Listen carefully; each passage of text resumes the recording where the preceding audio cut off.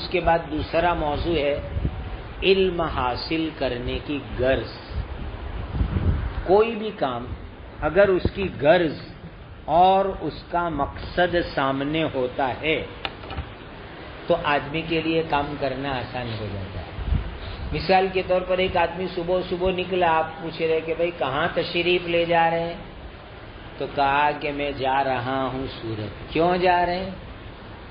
ہاں وہ تو میں نے نہیں سوچا میں کیوں جا رہا ہوں. تو کہا اچھا وہاں کسی دماغ کے ڈاکٹر کو مل کے دوا بھی لیتے آنا کہ بے مقصد آپ صبح صبح چل پڑے سورت تو آپ کو دماغ کے علاج کی ضرورت محسوس ہو رہی ہے. تو بے مقصد کام نہ, مقصد جب متعین ہوتا ہے تو آدمی کے لیے محنت کرنا بھی آسان. یہ لوگ جو کاروبار کرتے ہیں, کھیتی کرتے ہیں, ملازمت کرتے ہیں, ان کا ایک مقصد ہے حصول مال, لہذا ان کے لیے محنت کرنا آسان. تو ہمارا مقصد کیا؟ کیوں ہم یہ علم حاصل کرتے ہیں؟ کیوں ہم قرآن حدیث فقہ اسلامی کا علم حاصل, کیا مقصد اس کا؟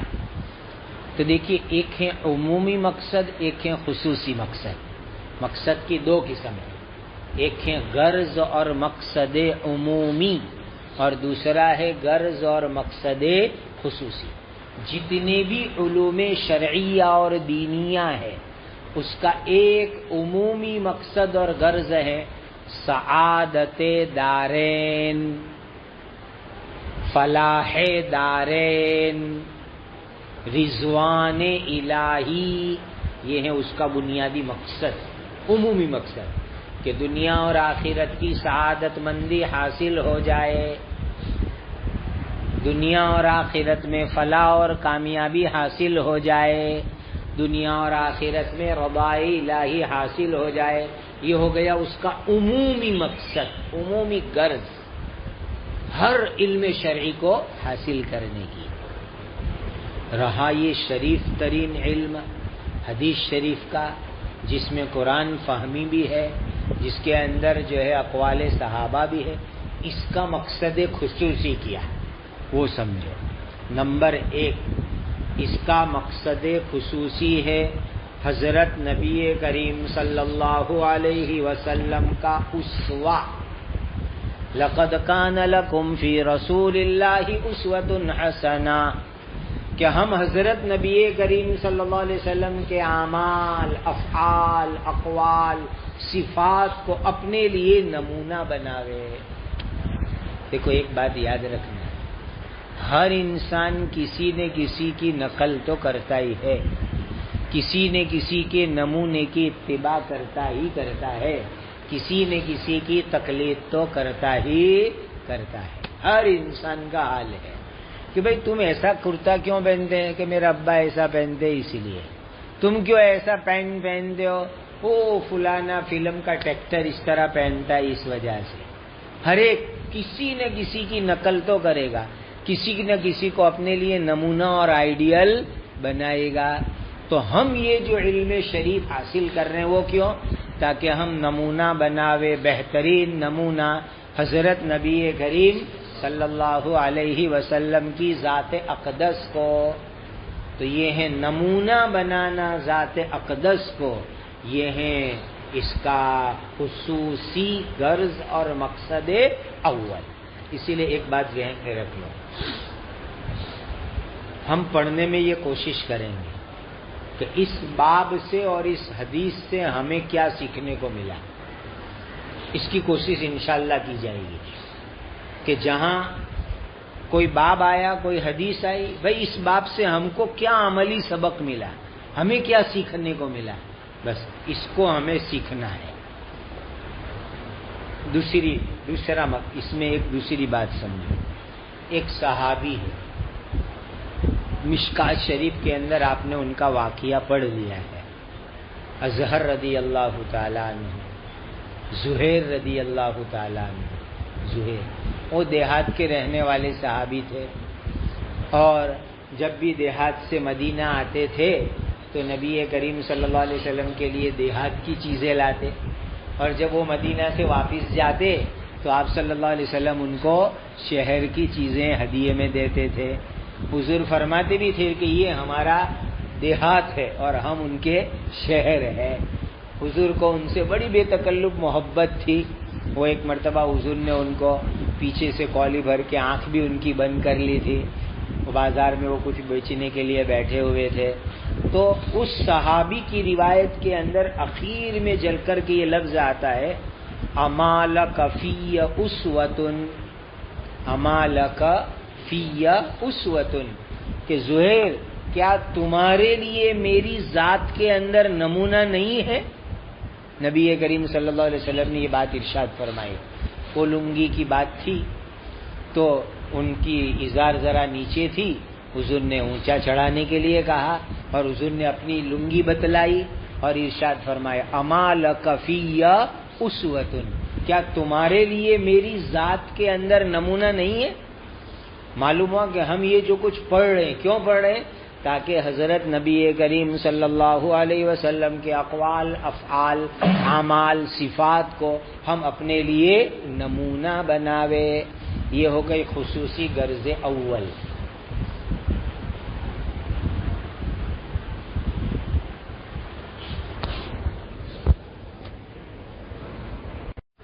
بسم اللہ الرحمن الرحیم۔ حدیث شریف کے مقاصد اور غرض کے متعلق بات شروع ہوئی تھی۔ ایک غرض گزشتہ کل بتلائی گئی تھی، نبی کریم صلی اللہ علیہ وسلم کے اسوہ یعنی حضور کی زندگی کو اپنے لیے نمونہ بنانا۔ دوسرا مقصد ہے تشریع۔ تشریع کا مطلب ہے قانون سازی، یعنی ہم حدیث پاک کو قانون سازی کے لیے بنیادی مصدر سمجھتے ہیں، یعنی جس طریقے سے قرآن مجید کی آیات شریعت کے قانون کے لیے اصل ہے۔ جب ہم شریعت کے اصول کے اوپر بات کرتے ہیں تو پہلے نمبر پر بیان کرتے ہیں کتاب اللہ، کہ اللہ کی کتاب قرآن مجید یہ اصل ہے شریعت کے قانون کو بیان کرنے کے واسطے۔ دوسری چیز ہے شریعت کے قانون بنانے کے لیے احادیث مبارکہ۔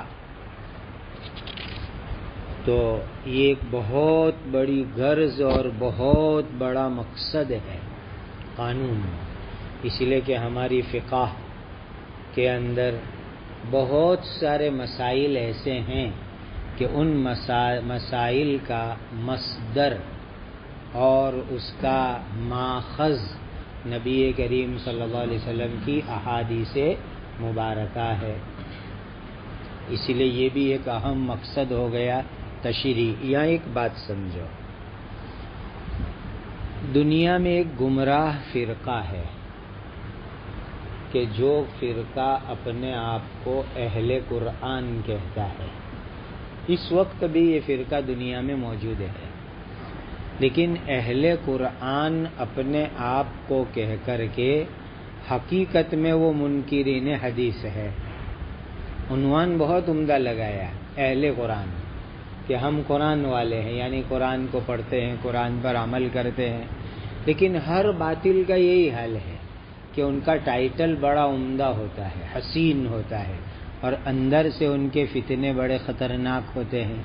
تو انہوں نے عنوان لگایا اپنے لیے اہل قرآن کا، لیکن حقیقت کے اندر ہے وہ منکرین حدیث۔ ان لوگوں کا کیا کہنا ہے کہ جس طریقے سے بزرگان دین کے اقوال ہوتے ہیں، بزرگوں کی باتیں ہوتے ہیں، عمل کرو تو ٹھیک ہے، عمل نہ کرو تو بھی ٹھیک ہے، اس طرح وہ لوگ حدیث پاک کو مانتے ہیں۔ یعنی حدیث کو حجت شرعیہ نہیں مانتے، حدیث کو دلیل شرعی نہیں مانتے، حدیث شریف کو عمل کے لیے اصول نہیں مانتے، جبکہ یہ ہمارا اہل سنت و جماعت کا یہ طرز ہے کہ ہم لوگ حدیث شریف کو تشریع کے لیے ماخذ مانتے ہیں۔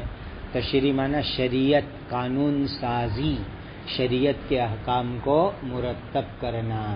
اسی لیے ہمارے ائمہ مجتہدین کا کیا طرز رہا کہ پہلے قرآن مجید میں دیکھیں گے، پھر وہ حدیث پاک میں آئیں گے، پھر وہ اجماع میں آئیں گے، پھر جو نئے مسائل پیش آتے ہیں اس میں تینوں چیزوں کو سامنے رکھ کر کے وہ اجتہاد اور استنباط کرتے ہیں، قرآن کی آیتوں سے، احادیث مبارکہ سے، اور جو ہے اجماع امت، سب کو سامنے رکھ کر کے وہ اجتہاد کرتے ہیں۔ تیسری غرض حدیث پاک کی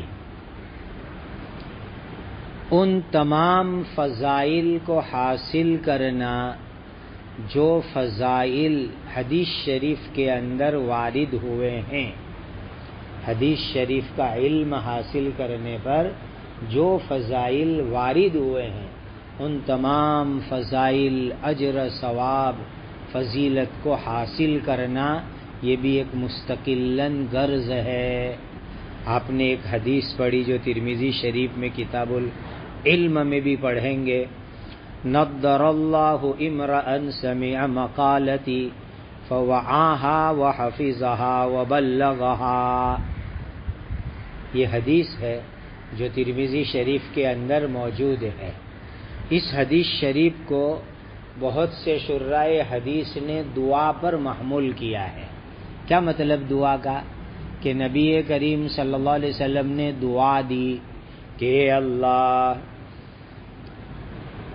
اللہ جو آدمی میری بات کو سنے، یعنی حضور کی حدیث کو سنے، اس کو محفوظ رکھے، یعنی یاد کر لے، عمل کر لے، اور اس کو آگے دوسروں تک پہنچا دے وے، تو ایسے آدمی کو اللہ خوش رکھے، ہرا بھرا رکھے، تر و تازہ رکھے، خوش و خرم رکھے۔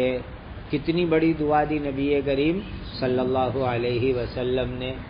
تو یہ فضیلت ہے حاصل کرنا کہ حدیث شریف پڑھنے کے اوپر جو فضیلت ہے کہ اللہ اس کو خوش رکھے، شاداب رکھے، آباد رکھے، اور ظاہر بات ہے کہ جو یہ فضیلت حدیث میں آئی، اللہ خوش و خرم رکھیں گے، شاداب رکھیں گے، وہ دنیا میں بھی ہوگا اور انشاءاللہ آخرت میں بھی ہوگا، دونوں جہان کے اندر ہوگا۔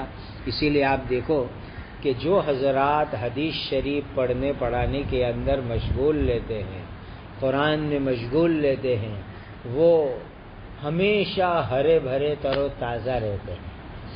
ورنہ دنیا میں کیا ہوتا ہے، آپ نے جلالین شریف میں یہ بات پڑھی ہے کہ دنیا میں انسان کی عقل ثم يرد الى ارذل العمر لكي لا يعلم من بعد علم شيئا، 60 کے اوپر عقل جاتی ہے کہ انسان کی عقل میں فتور آنا شروع ہو جاتا ہے، سمجھ میں فتور آنا شروع ہو جاتا ہے۔ ہماری گجراتی میں بھی کہتے ہیں کہ سانٹھی اور عقل ناٹھی۔ تو اس طریقے سے جیسے جیسے آدمی کی عمر آگے بڑھتی ہے عقل کم ہوتی ہے، اور اب اس زمانے کے اندر تو 50 سے ہی عقل گرنا شروع ہو جاتی ہے۔ اسی لیے تو دنیاوی جو حکومت کے شعبے ہیں، اسکول کا نظام ہے، اس میں ریٹائرڈ کر دیا جاتا ہے ماسٹروں کو کہ بھئی اب ان کی عقل اس قابل نہیں رہی کہ وہ کسی کو پڑھاوے، ان کو اب ریٹائر کرو۔ جبکہ قرآن حدیث کا معاملہ بالکل الٹا ہے، جو آدمی جتنا پڑھائے گا، جتنی عمر اس کی آگے بڑھے گی، جتنا اس کا بڑھاپا آگے بڑھے گا، اس قدر اس کی تر و تازگی میں ترقی ہوگی کہ بھئی یہ کتاب پڑھانی ہے تو کوئی معمر آدمی ڈھونڈو، کہ بھئی بخاری پڑھانے کے لیے کوئی بڈھا لاؤ جو لکڑی لے کر کے چلے، اور جس کے دانت آدھے ہو، آدھے گر گئے ہو، اور جو ہے بالکل سفید ریش ہو، چلنے میں بھی تکلیف ہوتی ہو، ایسا آدمی کوئی تجربہ کار پرانا مدرس ماہر فن وہ جو ہے یہ جلالین پڑھائے گا، بخاری پڑھائے گا، ترمذی پڑھائے گا، اس طریقے سے۔ تو ہماری دنیا الٹی ہے، جتنی عمر، اور وہ صحیح دنیا ہے کہ جتنی عمر آگے بڑھتی ہے تو علم کی برکت سے ان کی عقل دماغ میں تر و تازگی بڑھتی ہے۔ یہ حضرت نبی کریم صلی اللہ علیہ وسلم کی دعا کی برکت ہے کہ اس حدیث کو بہت سے شراح نے دعا پر محمول کیا ہے کہ اللہ تعالیٰ اس کو تر و تازہ رکھے، اور بعض شراح حدیث نے اس کو خبر پر محمول کیا ہے یعنی نبی کریم صلی اللہ علیہ وسلم اطلاع دے رہے ہیں کہ جو آدمی بھی نبی کریم صلی اللہ علیہ وسلم کی حدیث کو سنے، اس کو یاد رکھے، اس کو دوسروں تک پہنچائے تو اللہ اس کو تر و تازہ رکھیں گے۔ حضور خبر اور اطلاع دے رہے ہیں، تو بہت سے شراح نے اس حدیث کو خبر اور اطلاع کے اوپر محمول کیا۔ بہرحال ایک تیسری اہم ترین غرض ہو گئی کہ مقصد ہو گیا کہ حدیث شریف میں وارد فضائل اور جو ہے ثواب اور اجر کو حاصل کرنا، جیسا کہ آپ کو بتلایا گیا تھا کہ بھئی حدیث کیا ہے؟ قرآن کی تفسیر ہے۔ تو یہ حدیث شریف کا درس من وجہن درس قرآن ہے، اور درس قرآن کے لیے حدیث میں 4 فضیلتیں آئی ہے، تو وہ فضیلت بھی اس کے اندر انشاءاللہ حاصل ہو جائے گی۔ پھر جتنی دیر آدمی، دیکھو اس میں ایک اہم فضیلت بتلاؤں میں آپ کو، 10 کتابیں تقریباً حدیث کی ہم لوگ دورے کے سال پڑھاتے ہیں، 10 کتابیں۔ اب اس کے اندر اگر 4000 حدیث کی ایوریج لگاوے، بخاری شریف کی تعداد انشاءاللہ علی اختلاف الاقوال لکھوائی جائے گی، لیکن اگر ابھی ہم مان لیوے 4000 حدیث کی ایوریج لگاؤ تو 40,000 حدیثیں ہو گئے 10 کتابیں مل کر کے، اور 40,000 حدیثیں ہو گئی 10 کتاب مل کر۔ ہر حدیث کے اوپر درود پاک پڑھیں گے، قال رسول اللہ صلی اللہ علیہ وسلم، تو کتنا درود ہو گیا؟ 40,000۔ یہ تو کم سے کم مقدار میں، ایک تو عبارت میں درود، پھر ترجمہ کریں گے تب درود، پھر حدیث کی تشریح کریں گے تب درود، تو ایک حدیث پر کم سے کم 4 مرتبہ بھی اگر درود پاک گنے تو تقریباً 1,60,000 درود تو سبق کی برکت سے ہو گیا۔ اور حدیث کے اندر آتا ہے کہ قیامت کے دن نبی کریم صلی اللہ علیہ وسلم سب سے زیادہ قریب وہ آدمی ہوگا جو زیادہ سے زیادہ نبی کریم صلی اللہ علیہ وسلم پر درود پڑھتا ہوگا۔ تو یہ بھی ایک بہت بڑی فضیلت ہو گئی کہ سبق اور حدیث کی روایت اور درایت کی برکت سے کثرت سے درود، اور کثرت سے درود کی برکت سے آخرت میں حضور کا قرب اور دنیا میں درود کے فضائل اور ثواب کا نصیب ہونا، یہ کتنی بڑی فضیلت ہو گئی۔ یہ بھی ایک مستقلاً غرض ہے، ایک مستقلاً حدیث شریف کا مقصد ہے۔ ایک اور غرض اور مقصد سمجھو، حدیث شریف کو پڑھنے کی ایک اور غرض ہے فہم قرآن، فہم قرآن، قرآن کا سمجھنا۔ اس لیے کہ قرآن مجید کی اول ترین تفسیر وہ ہیں جو نبی کریم صلی اللہ علیہ وسلم نے بیان فرمائے۔ هو الذی بعث فی الامیین رسولا منہم یتلو علیہم آیاتہ ویزکیہم ویعلمہم الکتاب والحکمہ۔ یہ ویعلمہم الکتاب والحکمہ کیا چیز ہے؟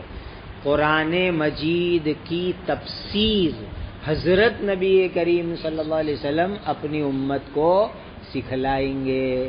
تو حدیث شریف پڑھنے پڑھانے کی ایک بڑی اہم غرض ہے قرآن مجید کو سمجھنا، قرآن کی فہم، یہ ایک بڑی اہم غرض ہے۔ اسی لیے آپ دیکھیں گے کہ حدیث شریف کے جو مختلف عنوانات ہیں اس میں ایک عنوان ہے تفسیر۔ خود امام بخاری رحمۃ اللہ علیہ نے کتاب المغازی کے بعد مستقلاً کتاب التفسیر قائم کیا ہے، لیکن چونکہ امام بخاری رحمۃ اللہ علیہ کا معیار بہت اونچا ہے حدیث لینے کے اندر، اسی لیے جتنی روایتیں ان کو اپنے معیار پر ملی اتنی روایتیں انہوں نے کتاب التفسیر میں جمع کی ہیں، اور سورتوں کی ترتیب سے سورہ فاتحہ سے شروع کر کے سورہ ناس تک ہر سورت کی تفسیر میں جو معتبر روایت ان کو اپنے معیار پر ملی وہ انہوں نے جمع کر دی، اور باقی صحابہ کے اقوال، تابعین کے اقوال اور قدیم مفسرین کے اقوال انہوں نے وہاں پر جمع کر دیے ہیں، اور بھی کتابوں میں کتاب التفسیر موجود ہیں۔ تو دیکھیے حضرت نبی کریم صلی اللہ علیہ وسلم کے ارشادات عالیہ کے ذریعے قرآن مجید کی تفسیر کو سمجھنا. اب حضور نے قرآن کی تفسیر کبھی تو اپنی زبان مبارک سے فرمائی، اپنے اقوال مبارکہ سے فرمائی، جیسے کہ غیر المغضوب علیہم ولا الضالین کی تفسیر حضور نے یہود نصارہ سے فرمائی کہ مغضوب علیہم سے یہود مراد ہے اور ضالین سے مراد نصارہ. اسی طریقے سے قرآن کی اور بھی آیتوں کی خود حضور نے تفسیر فرمائی. الذین آمنوا ولم یلبسوا ایمانہم بظلم اولئک لہم الامن. وہاں ظلم کی تفسیر خود نبی کریم صلی اللہ علیہ وسلم نے شرک سے فرمائی. تو بہت سی آیتوں کی تفسیر خود نبی کریم صلی اللہ علیہ وسلم نے اپنے اقوال مبارکہ سے فرمائی، اور بہت ساری آیتوں کی تفسیر اپنے عمل مبارک سے کی. حضور نے اپنے عمل سے کر کے دکھلایا آیتوں کی تفسیر. اب دیکھیے قرآن کے اندر جا بجا ہے اقامت صلاۃ الذین یؤمنون بالغیب ویقیمون الصلاۃ. اب اقامت صلاۃ کس کو کہتے ہیں؟ تو نبی کریم صلی اللہ علیہ وسلم نے اپنے عمل مبارک سے اقامت صلاۃ کر کے امت کو بتلایا، نماز کو اپنے عمل مبارک سے کر کے بتلایا، اور پھر فرما دیا صلو کما رأیتمونی اصلی. بس میں نے جیسے نماز پڑھی ایسے نماز پڑھو تو تمہاری اقامت صلاۃ ہو جائے گی. تو بہت سی آیتوں کی تفسیر کیسے فرمائی؟ اپنے عمل مبارک سے. یہی حال ہے مناسک کا بھی، حج کا بھی، کہ حج کا حکم قرآن مجید کے اندر موجود ہے وَأَرِنَا مَنَاسِكَنَا وَتُبْ عَلَيْنَا. لیکن مناسک کا عمل وہ نبی کریم صلی اللہ علیہ وسلم نے خود اپنے عمل سے تفسیر کر کے بتلائی. ثُمَّ أَفِيضُوا مِنْ حَيْثُ أَفَاضَ النَّاسِ. وہ کیسے کرنا حضور نے خود عملاً کر کے بتلایا. فَإِذَا قَضَيْتُم مَّنَاسِكَكُمْ فَاذْكُرُوا اللَّهَ عِندَ الْمَشْعَرِ فَاذْكُرُوا اللَّهَ كَذِكْرِكُمْ آبَاءَكُمْ أَوْ أَشَدَّ ذِكْرًا. یہ سب چیزیں قرآن میں موجود ہیں کہ بھئی مناسک کے بعد ذکر کرنے کا. لیکن وہ ذکر کا کیا مطلب؟ تو حضور نے مینا کے قیام کے اندر جو ہے ذکر کر کے بتلا دیا ہے. پھر عند المشعر الحرام قرآن کے اندر حکم آیا تو وہ بھی نبی کریم صلی اللہ علیہ وسلم نے اپنے عمل مبارک سے کر کے دکھلایا. تو قرآن کی بہت سی آیتوں کی تفسیر نبی کریم صلی اللہ علیہ وسلم نے اپنے عمل مبارک سے کی.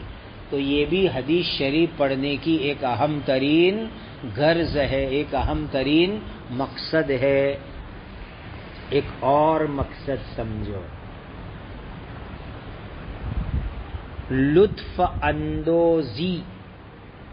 لطف اندوز ہونا. دیکھو آدمی کو کسی سے محبت ہوتی ہے نا تو اس کی ہر چیز سے آدمی کو محبت ہو جاتی ہے. ایک آدمی آپ کے سامنے بار بار بہانے سے، موقع سے، کسی طریقے سے بھی میرے حضرت میرے حضرت میرے حضرت، ارے بھائی تو تسبیح اللہ کی پڑھ، یہ کیا اکھا دن میرے حضرت میرے حضرت. تو اس کو اپنے پیر کے ساتھ ایسی محبت ہو گئی ہے کہ پیر کا نام لینے میں بھی اس کو لطف آتا ہے، اور اس کو اپنے پیر صاحب کی، اپنے استاد کی، اپنے مشفق کی، ہمارے حضرت یوں فرماتے ہیں، ہمارے حضرت نے ایسا فرمایا، ہمارے حضرت نے یوں فرمایا. یہ کیا ہے؟ اب جس سے محبت ہے اپنے محبوب کی بات میں اس کو ایک لطف آتا ہے، ایک مزہ آتا ہے، لطف اور مزہ اپنے محبوب کی بات کے اندر.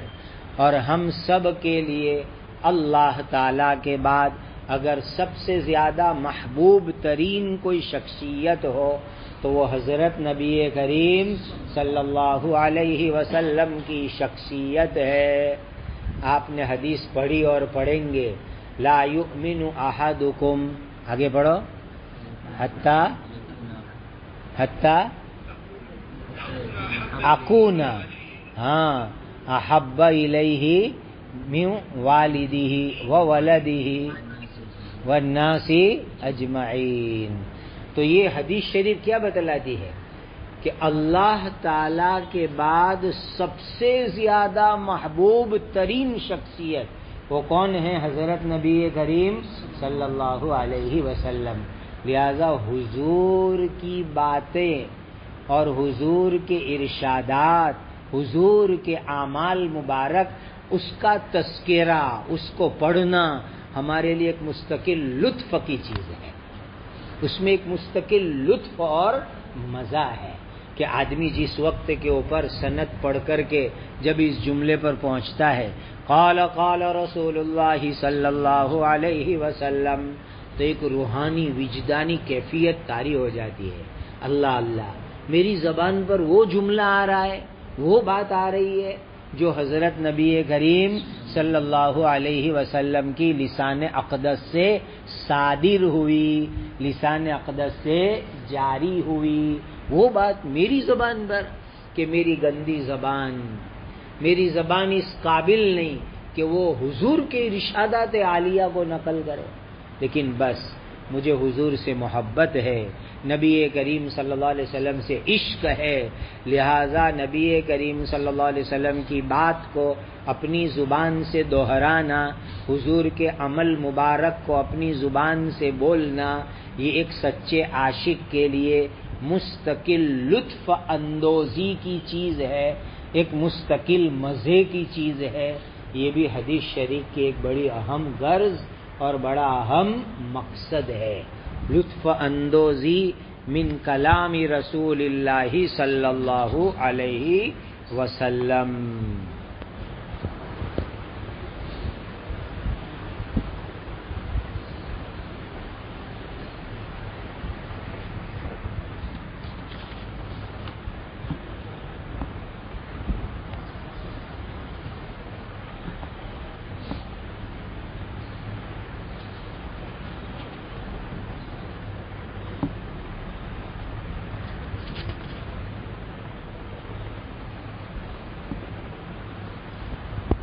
اور یاد رکھو،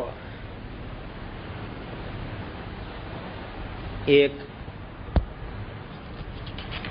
اہم غرض جو آپ کو بتلائی گئی کہ حدیث شریف کے اوپر عمل کرنا، یہ حدیث شریف کی ایک اہم ترین غرض ہے.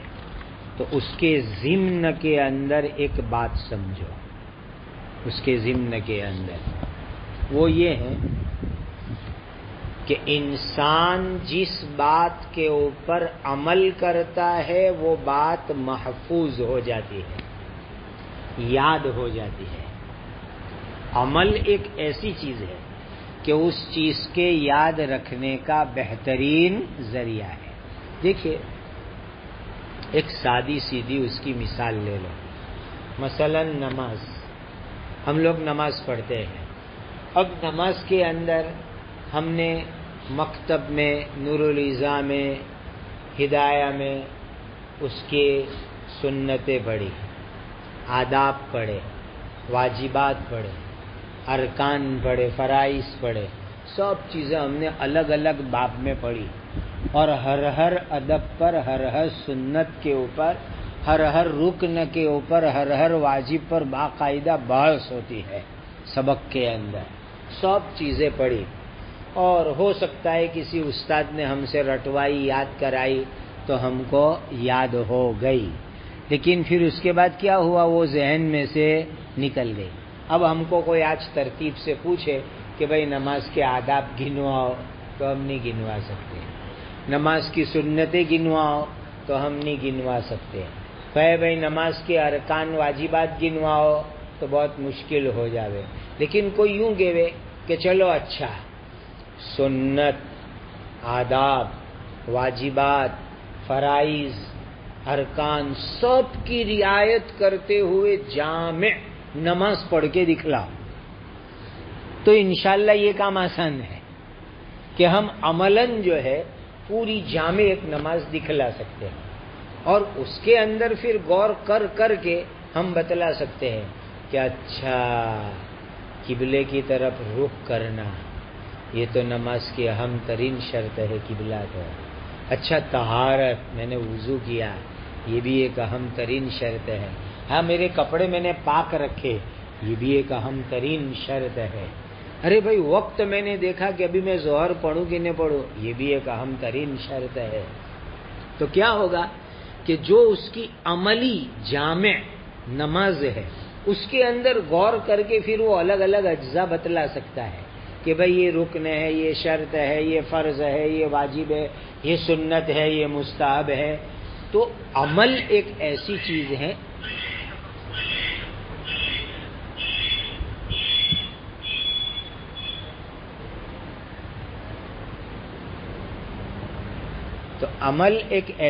ہے کہ اس کی برکت سے علم محفوظ ہو جاتا ہے، علم یاد ہو جاتا ہے۔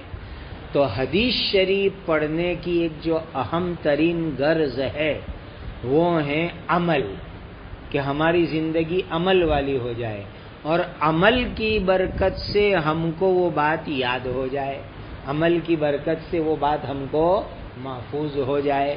اور یہ بہت بڑی بات ہے کہ حدیث شریف کسی کو یاد ہو جائے، نبی کریم صلی اللہ علیہ وسلم کا عمل مبارک کسی کو یاد ہو جائے، نبی کریم صلی اللہ علیہ وسلم کی حدیث پاک کسی کو یاد ہو جائے، نبی کریم صلی اللہ علیہ وسلم کی طرز حیات کسی کو یاد ہو جائے، نبی کریم صلی اللہ علیہ وسلم کا اسوہ مبارک کسی کو یاد ہو جائے، یہ بہت بڑی بات ہے، بہت بڑی بات ہے یاد ہو جانا۔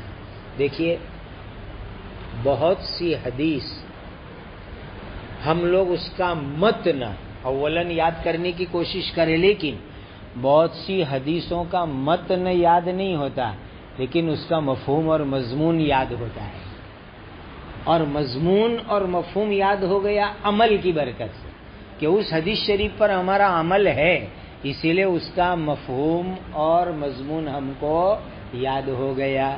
کہ بھئی کوئی آپ کو پوچھے کہ بھئی یہ سفید کپڑے کیوں آپ پہنتے رہتے ہو، کیوں آپ سفید ہی کپڑے پہنتے ہو، دوسرے کپڑوں سے کوئی آپ کو نفرت ہے، لڑائی ہے، جنگ ہے؟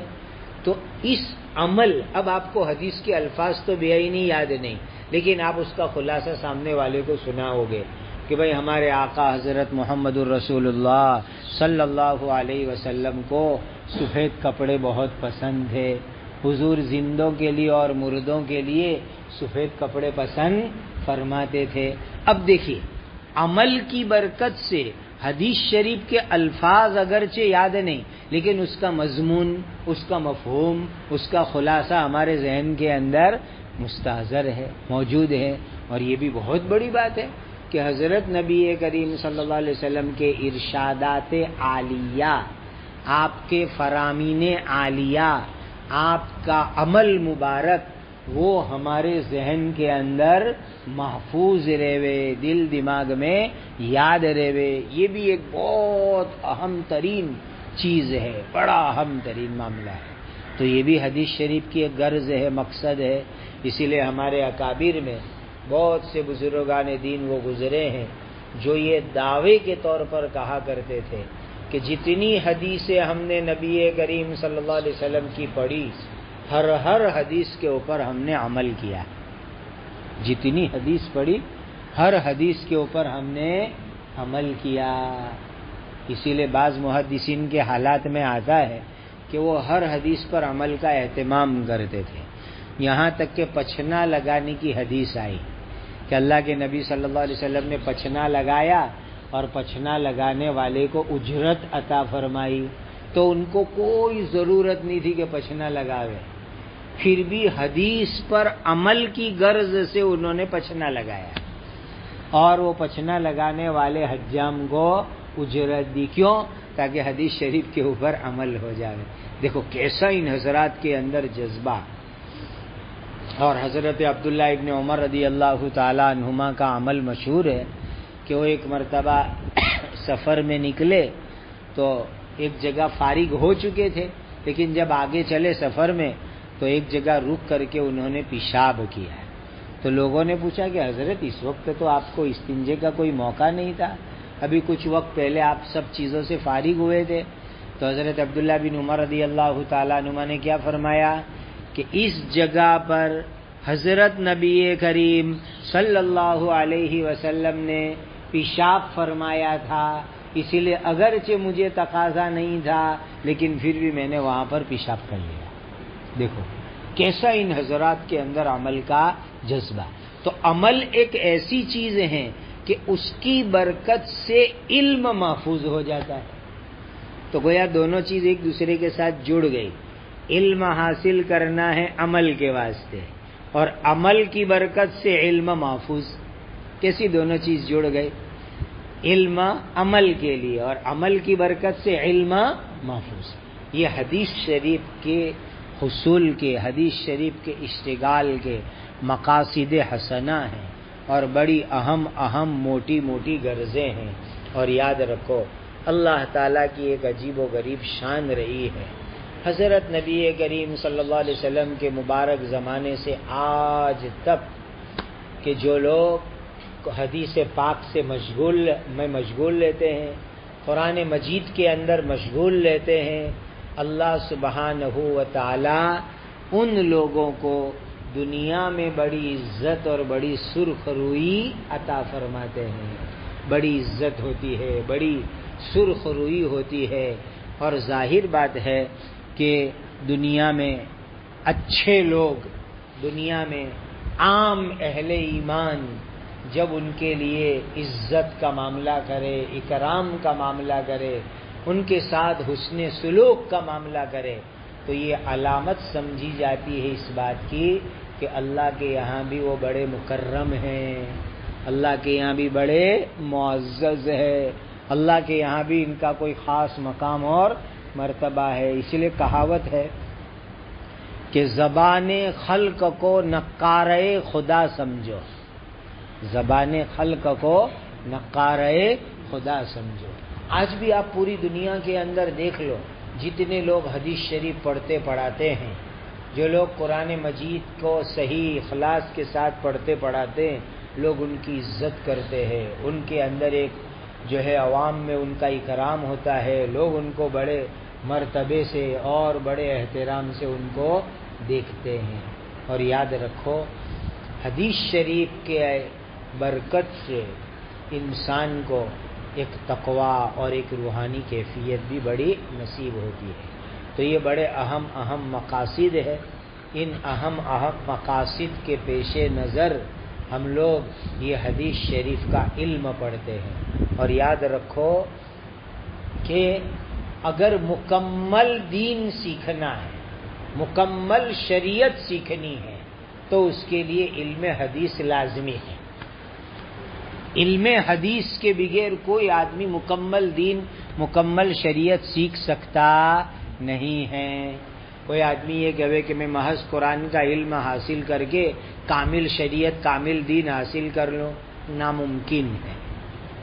اسی لیے کہ قرآن مجید میں اجمال ہے بہت سے مقامات پر، ابہام ہے بہت سے مقامات کے اوپر، اور اس اجمال اور ابہام کی تفسیر حضرت نبی کریم صلی اللہ علیہ وسلم نے فرمائی۔ اب قرآن مجید کے اجمال اور ابہام کو جب تک ہم حدیث شریف کے ذریعے سے نہیں سمجھیں گے، وہاں تک ہم کو کامل علم آ نہیں سکتا، کامل شریعت، کامل دین کا علم ہمیں آ نہیں سکتا۔ تو یہ جو کمال شریعت کا علم، کمال دین کا علم حاصل کرنے کے لیے قرآن مجید کے بعد حدیث شریف کا علم حاصل کرنا بہت ضروری۔ اور ایک اہم مقصد یہ ہے حدیث شریف کا کہ حضرت نبی کریم صلی اللہ علیہ وسلم نے ہم کو ایک ذمہ داری عنایت فرمائی، بلغوا انی ولو آیہ والی، اور اللہ تعالیٰ نے بھی ایک ذمہ داری عطا فرمائی، تأمرون بالمعروف وتنہون عن المنکر، اللہ تعالیٰ نے ذمہ داری دی، وَلْتَكُمْ مِنْكُمْ أُمَّةٌ طَائِفَةٌ لِيَتَفَقَّهُوا فِي الدِّينِ وَلِيُنذِرُوا قَوْمَهُمْ إِذَا رَجَعُوا إِلَيْهِمْ۔ یہ ذمہ داری ہے ہماری کہ لوگوں کو امر بالمعروف کرنا، لوگوں کو نہی عن المنکر کرنا، لوگوں کو اللہ کا دین پہنچانا۔ اور یہ جو امر بالمعروف نہی عن المنکر تبلیغ کی جو ذمہ داری ہے، وہ ذمہ داری حدیث شریف کا علم حاصل کیے بغیر آدمی کبھی بھی صحیح طریقے سے انجام نہیں دے سکتا۔ قرآن کا علم، حدیث کا علم جب تک کامل حاصل نہ کرے، وہاں تک امر بالمعروف نہی عن المنکر، تبلیغ دین، اشاعت دین، حفاظت دین، اعلاء دین کی ذمہ داری کبھی ادا کر سکتا نہیں ہے۔ اسی لیے کہ اگر اس کے پاس جہالت ہوگی تو دنیا میں جہالت پھیلائے گا۔ آپ نے مشکاۃ شریف میں حدیث پڑھی نا، پھر وہ کیا کرے گا؟ معروف کو منکر سمجھے گا اور روکے گا، معروف کو منکر سمجھ کر کے روکے گا، چونکہ اس کے پاس علم نہیں ہے، اور منکر کو معروف سمجھ کر کے اس کا حکم دے گا، منکر کو معروف سمجھ کر اس کا حکم لوگوں کو دے گا۔ آج اس وقت دنیا میں کتنی چیزیں ایسی ہے کہ ہے وہ منکرات کے قبیل سے، لیکن لوگوں نے اس کو معروف سمجھ لیا، اور معروف سمجھ کر کے اس کے اوپر زبردستی کر بھی رہے ہیں، کروا بھی رہے ہیں، اس کی اشاعت بھی کر رہے ہیں، اور نہ کرنے والوں کو برا بھی سمجھتے ہیں۔ یہ کس چیز کی نعوذت ہے کہ لوگوں نے حدیث شریف کا، قرآن مجید کا صحیح علم حاصل نہیں کیا، اسی لیے معروف کو منکر سمجھا، منکر کو معروف سمجھا۔ اب منکر کو معروف سمجھ کر کے تبلیغ شروع کر دی، اور معروف کو منکر سمجھ کر لوگوں کو اس سے روکنا شروع کر دیا۔ یہ ہیں علم، حدیث، تفسیر، قرآن نہ حاصل کرنے کی وجہ سے۔ تو علم حدیث شریف حاصل کرنے کی ایک بہت بڑی غرض اور مقصد یہ بھی ہے کہ ہمارے ذمے امر بالمعروف نہی عن المنکر، اشاعت دین، حفاظت دین، تبلیغ دین کی جو ذمہ داری ہے، وہ ذمہ داری کو نبھانا علی سبیل الاحسن، علی سبیل الاتم، علی سبیل الاکمل اسی وقت ممکن ہے جب ہم حدیث شریف کا علم حاصل کریں، تبھی یہ چیز ممکن ہے، ورنہ اس کے بغیر ہو ہی نہیں سکتا۔ تو یہ بڑے بڑے مقاصد ہو گئے۔ اب ان مقاصد کے بعد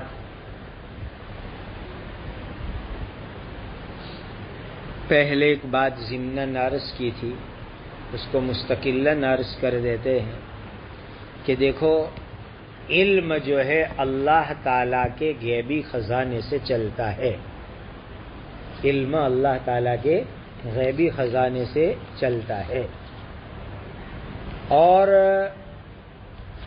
علم اصل اللہ سبحانہ و تعالیٰ کی صفت ہے۔ اللہ کو ہم علیم کہتے ہیں، قرآن مجید میں کتنی جگہ اللہ تعالیٰ کے لیے صفت علیم کا تذکرہ ہے۔ تو اصل علم اللہ تعالیٰ کا، اور اللہ کے پاس علم کے خزانے، اللہ نے اپنے اس علم کے خزانے میں سے ہم کو تھوڑا سا علم عطا فرمایا، وَمَا أُوتِيتُم مِّنَ الْعِلْمِ إِلَّا قَلِيلًا، تم کو تھوڑا سا علم دیا گیا، اور وہ واقعہ بھی آپ نے پڑھا، پھر بھی پڑھیں گے بخاری شریف میں بھی، کہ حضرت موسیٰ اور حضرت خضر علیہ السلام جب کشتی کے سفر میں تھے، اور ایک چڑیا آئی کشتی کے کنارے پر بیٹھی، اور اس نے چونچ ماری، اور چونچ مار کر کے جو ہے ایک قطرہ پانی کا لیا اور چڑیا اڑ گئی۔ تب یہ دونوں نبی آپس کے اندر بات کر رہے ہیں، حضرت موسیٰ اور خضر علیہ السلام، کہ دیکھو اس چڑیا کی چونچ کے اندر کتنا پانی آیا، کہا بہت معمولی، اور دریا میں کتنا پانی ہے، تو کہا بہت زیادہ۔ اب ایک قطرے کو دریا کے پانی کے ساتھ حساب لگاؤ تو کوئی حساب لگا سکتا ہے؟ ایک بالٹی میں اگر پانی ہو تو کیا کہیں گے 25 گلاس پانی ہے، 50 گلاس پانی ہے، حوض میں 1000 گلاس پانی ہے، لیکن دریا کا پانی اور جو ہے چڑیا کی چونچ کا پانی کوئی حساب لگا سکتا ہے؟ کوئی حساب نہیں لگا سکتا۔ حضرت خضر علیہ السلام نے فرمایا، موسیٰ میرا علم، تمہارے علم، تمام مخلوق کا علم اللہ تعالیٰ کے علم کے سامنے کیسا ہے؟ جیسا کہ چڑیا کی چونچ میں آنے والا پانی، یہ جمیع مخلوقات کا علم، اور اللہ تعالیٰ کا علم جیسے کہ یہ دریا اور سمندر ہے. اس پر شرائے حدیث فرماتے ہیں کہ یہ تو سمجھانے کے لیے ایک مثال دی گئی، ورنہ اگر کوئی مشین ایسی دنیا ایجاد کر لے تو ایک قطرہ اور دریا کی نسبت معلوم کی جا سکتی ہے، لیکن باری تعالیٰ کا علم اور مخلوق کی نسبت کے علم کی نسبت کوئی معلوم نہیں کر سکتا. اس لیے کہ وہاں کا معاملہ کیا ہے؟ قل لو كان البحر مدادا لكلمات ربي لنفد البحر قبل ان تنفد كلمات ربي ولو جئنا بمثله مددا. وہاں تو علم کا معاملہ یہ ہے، اسی لیے اس کی جو ہے مخلوق کے علم سے کوئی نسبت نہیں ہو سکتی. اس میں سے اللہ نے قلیل علم عطا فرمایا، وما اوتیتم من العلم الا قلیلا. اسی لیے اللہ تعالیٰ سے علم کو مانگو، علم کو مانگو. وقل رب زدنی علما، اے اللہ میرے علم کو زیادہ فرما دیجئے. یہ حکم دیا گیا صاحب وحی حضرت نبی کریم صلی اللہ علیہ وسلم کو. حالانکہ حضور کو علم الاولین والآخرین دیا گیا، اس کے بعد بھی کیا فرمایا گیا کہ یہ دعا کرو اللہ سے، وقل رب زدنی علما، اے اللہ میرے علم کو زیادہ کر دیجئے. تو ہم تو ان کے امتی ہیں، تو ہمیں تو اللہ تعالیٰ سے کتنا زیادہ علم مانگنے کی ضرورت ہے. لہذا اس دعا کو ورد جان بنا لو کہ جو دعا مانگنے کا خود باری تعالیٰ نے نبی کریم صلی اللہ علیہ وسلم کو حکم دیا وہ ہم بھی کریں. ربی زدنی علما، اے اللہ میرے علم میں زیادتی عطا فرماؤ. اور دیکھیے دعا اور محنت دونوں کا جوڑ ہے. کوئی آدمی صرف محنت کرے اور دعا بالکل نہ کرے، کوئی آدمی صرف دعا کرے اور محنت بالکل نہ کرے، دونوں غلط ہیں. صرف محنت کرے دعا نہ کرے وہ بھی غلط، اس کو گویا اپنی طاقت اپنی صلاحیت پر بھروسہ ہو گیا، وہ بھی ناکام. اور جو صرف دعا ہی دعا کرتا پھرے اور محنت نہ کرے، تو یہ اسباب کی دنیا میں محنت نہ کرے تو کیسے کام چلے گا؟ دونوں میں جوڑ ہے، محنت بھی کرو اللہ تعالیٰ کی بارگاہ میں دعا بھی کرو، دونوں میں بڑا جوڑ ہے. اسی لیے یہ ہونا چاہیے. اور دیکھو بھائی عبادت کا اہتمام یہ بھی علم کے لیے بہت ضروری. نمازوں کی پابندی، سنن نوافل کا اہتمام، تسبیحات کا اہتمام، یہ تلاوت کا اہتمام، یہ سب عبادتوں کا بھی علم کے حصول میں بڑا جوڑ ہے. تو دعا اور محنت دونوں جڑ جائے گی تو انشاءاللہ چار چاند لگ جائیں گے. اور ایک بڑی خطرناک چیز ہے وہ ہے اپنے آپ کو گناہ میں ڈالنا. بڑی خطرناک چیز گناہ، معصیت بڑی خطرناک چیز. دیکھو ایک چیز کا استحضار کر لو کہ ہم جن آنکھوں کے ذریعے اللہ کے فرمان کو پڑھیں، قرآن کو دیکھیں. ہم جب قرآن پڑھیں گے تو آنکھ سے دیکھیں گے، حدیث شریف پڑھیں گے تو پہلے آنکھ سے دیکھیں گے. تو جس آنکھ سے ہم اللہ کے ارشادات کو لکھا ہوا دیکھیں، جس آنکھ سے نبی کریم صلی اللہ علیہ وسلم کے ارشادات عالیہ کو دیکھیں، جس زبان سے اللہ کے فرمان کو پڑھے، جس زبان سے حضرت نبی کریم صلی اللہ علیہ وسلم کے فرمان کو پڑھے، تو اس آنکھ اور زبان کو گندگی سے بچانا ہے. اللہ سبحانہ و تعالیٰ کا کلام جس آنکھ اور جس زبان سے اور جس کان سے سنے، جس دل سے سمجھے، جس دماغ میں محفوظ کرے، اس آنکھ سے حرام چیز نہیں دیکھنی، حرام چیز نہیں سننی، حرام چیز نہیں بولنی، حرام چیزیں نہیں سوچنی، حرام چیز کو دماغ میں نہیں بٹھانا. بس یہ اصل چیز ہے. تھوڑی دیر کے لیے استحضار کر لو، اے اللہ یہ میری آنکھ، یہ میرے کان، یہ میری زبان، یہ میرا دل، یہ میرا دماغ، اس میں آپ کی باتیں، آپ کے نبی کی باتیں، آپ کے پیارے صحابہ کی باتیں، اب اس کے ذریعے میں گناہ کرو تو بس استغفر اللہ. یہ ہو نہیں سکتا. آپ کو معلوم ہے نا کہ برتن گندا ہوئے تو اچھی چیز بھی بگڑ جاتی ہے. دودھ کا جو برتن ہوتا ہے اس کو بہت مانجھ کے رکھنا پڑتا ہے، ذرا سی بھی اس کے اندر گڑبڑی ہوئی تو دودھ پھٹ جائے گا، خراب ہو جائے گا۔ اور علم کی تعبیر دودھ سے ہے معراج کی روایت میں۔ تو اب آپ دیکھ لو کہ اب یہ ظرف ہے، آنکھ ذریعہ ہے، زبان ذریعہ ہے، کان ذریعہ ہے، اور دل دماغ اس کا برتن ہے حصول علم کا۔ آنکھ سے دیکھ کر ہم مطالعہ کریں گے، زبان سے پڑھ کے علم حاصل کریں گے، کان سے سن کر ہم علم حاصل کریں گے، دل دماغ میں محفوظ کریں گے۔ اب اسی کے اندر گندگی ہوگی تو صحیح نفع بخش علم اس میں جمع ہو سکتا نہیں ہے۔ جیسے کہ پہلی بارش ہوتی ہے نا، پہلی بارش کے بعد آپ پرنالی کے نیچے پانی جمع کرنا تو اس میں مٹی ہوگی، گھاس کے تنکے ہوں گے، درخت کے پتے ہوں گے۔ کیوں؟ اسی لیے کہ وہ جو پائپ کے اندر جتنی بھی گندگی بھری ہوئی ہے وہ پہلی بارش کے اوپر سب دھل کے نکلتی ہے۔ اب کوئی آدمی یوں کہے اوہو اس سال تو بارش بہت گندی ہو رہی ہے، تو لوگ کیا کہیں گے؟ تیرا دماغ گندا ہو گیا ہے، وہ تو نے پائپ صاف نہیں کیا اسی لیے وہ پانی گندا آ رہا ہے۔ اب پہلی بارش ہو گئی اور پائپ صاف ہو گیا، اس کے بعد پانی صاف ستھرا آئے گا۔ تو اب یہ آنکھ، یہ کان، یہ زبان، یہ پائپ ہے دل دماغ کے اندر علم پہنچنے کے واسطے۔ اگر اس کو ہم گندا کرتے رہے گناہوں کی گندگی سے تو پھر اندر جانے والی چیز بھی صحیح ستھری پاک صاف اندر پہنچے گی نہیں۔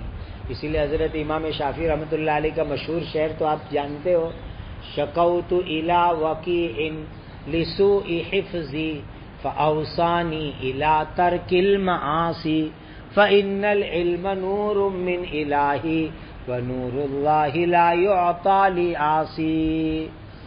میں نے اپنے استاد حضرت وکیع رحمۃ اللہ علیہ کو شکایت کی کہ حضرت میرا حافظہ خراب ہو گیا، بات یاد نہیں رہتی، تو حضرت الاستاد نے کیا فرمایا؟ بیٹا گناہ چھوڑ دو، بیٹا گناہ چھوڑ دو، اس لیے کہ علم اللہ کا نور ہے اور گنہگار کو اللہ کا نور علم ملا کرتا نہیں ہے۔ یہ بہت اہم چیز ہے، اپنے آپ کو گناہ سے بچانا۔ تو بہرحال یہ جو حدیث شریف کے ظاہری آداب، باطنی آداب، اس کے اغراض و مقاصد وغیرہ چیزیں بیان کی گئی، ان تمام کے استحضار کے ساتھ، محنت کے ساتھ، دعاؤں کے اہتمام کے ساتھ، سبق کی پابندی کے ساتھ، تکرار مطالعے کے اہتمام کے ساتھ اگر پڑھتے رہیں گے تو انشاءاللہ العزیز اللہ تعالیٰ بہت نوازیں گے، بہت نوازیں گے۔ دیکھو ادب کے اندر ایک اہم ترین ادب یہ بھی ہے کہ ہم صحیح عبارت پڑھیں، صحیح عبارت یہ اہم ترین ادب میں سے۔ دیکھو پرانے زمانے کے اندر یہ ادب تھوڑا مشکل تھا، اب تو یہ ادب بڑا آسان ہو گیا ہے۔ پہلے کیا ہوتا تھا کہ کتابوں میں اعراب لگے ہوئے نہیں ہوتے تھے، ایسے نسخے ہوتے تھے، تو آپ کو نحوی صرفی ساری باتوں کو سامنے رکھ کر کے صحیح اعراب پڑھنے پڑتے تھے۔ لیکن اب تو ماشاءاللہ اعراب لگی ہوئی کتابیں دستیاب ہے اور اس کے صحیح صحیح اعراب، عام متن صحیح اعراب والی کتابیں دستیاب ہے۔ تو بھی ہمیں محنت کر کے پہلے سے صحیح اعراب حل کر لینے کے، کیونکہ یہ حدیث شریف کا معاملہ ہے۔ بہت سے حضرات یہ جو حدیث ہے من کذب علی متعمدا فلیتبوأ مقعدہ من النار،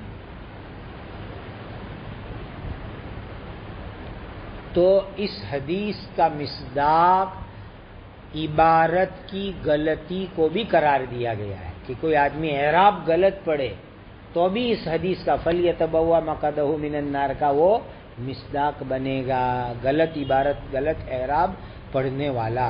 اسی لیے صحیح اعراب پڑھنے، صحیح اعراب پڑھنے کی شروع میں تھوڑے دن مشق کرو، محنت کرو، پھر انشاءاللہ حدیث شریف کی برکت سے اعراب زبان پر اللہ تعالیٰ آسان کر۔ اور یہ عجیب اللہ کی طرف سے نوازش ہے کہ جو چند دن محنت کرتا ہے نا، پھر قدرتی اس کا دماغ صحیح عبارت پر چلتا ہے، صحیح عبارت پر چلتا ہے چند دن کی محنت کے بعد۔ تو شروع میں چند دن اعراب کے لیے آپ کو محنت کرنی پڑے گی، اعراب حل کرنے پڑیں گے، عبارت کے پیچھے تھوڑی جد و جہد کرنی پڑے گی، اور پھر جب کچھ دن اہتمام کریں گے تو پھر انشاءاللہ العزیز صحیح اعراب پڑھنے کی ایک عادت جیسی ہو جائے گی اور آدمی اس کا خوگر بن جائے گا. یہ بھی ایک قدرتی اللہ کی طرف سے نعمت ہے کہ اخیر سال کے اندر جب پورا دن روایتیں پڑھنی ہوتی ہے تو عبارت پڑھنے والے بھی ساری مقدار دیکھ پاتے نہیں ہیں، لیکن وہ الحمدللہ شروع سال کی مشق کی برکت سے اللہ تعالی حدیث شریف کی برکت سے صحیح اعراب والی عبارت پڑھاتے چلتے ہیں اور جہاں غلطی ہوتی ہے تو پھر اساتذہ ٹوک دیتے ہیں، روک دیتے ہیں. یہ بھی ایک عجیب چیز ہے کہ جب اخیر میں پورا دن عبارت پڑھنے کے اوقات آتے ہیں تو کہاں اتنی عبارت دیکھنے جاوے. تو ماشاءاللہ پڑھتے بھی ہے اور اکثر صحیح پڑھتے ہیں. بعض تو بغیر دیکھے بسم اللہ پڑھ کے شروع کر دیتے ہیں، لیکن ماشاءاللہ عبارت صحیح چلتی رہتی ہے. تو یہ بھی ایک اہم ادب ہے کہ حدیث شریف کو صحیح پڑھا جائے، صحیح اعراب کے ساتھ، اور الفاظ کا تلفظ بھی صحیح پڑھا جائے. اللہ سبحانہ و تعالی ان تمام مقاصد کو ملحوظ رکھتے ہوئے پورے خلوص و للہیت کے ساتھ ہمیں علم حدیث شریف حاصل کرنے کی توفیق اور سعادت عطا فرمائے، اور اس کے برکات اور انوار سے اللہ تعالی ہماری دنیا اور آخرت کو مالا مال فرماوے.